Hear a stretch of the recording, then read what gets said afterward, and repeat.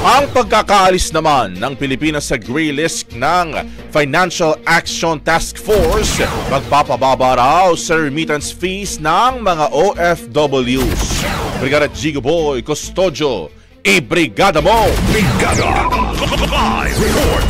Magandang balita para sa mga overseas Filipino workers. Tinanggal na ang Pilipinas sa gray list ng Financial Action Task Force. Dahil dito, mas mababa na ang ipapataw na bayarin sa mga OFW na magpapadala ng pera para sa kanilang mga mahal sa buhay dito sa Pilipinas. Bukod sa pagbaba ng remittance fees, mas pinadali rin ang requirement sa international money transfers.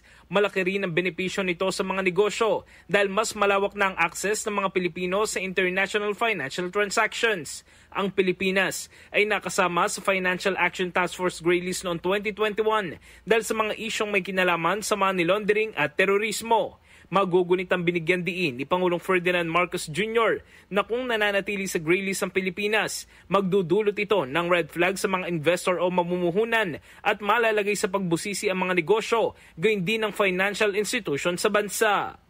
In the heart of changing lives, ako si Brigada Jigo Custodio ng 105.1 Brigada News of Manila, the Music News Authority. Brigada Balita Nationwide. Ang bahaging ito ay hatid sa atin ng Guard C Plus with Zinc Capsule. Always protektado ang kalusugan.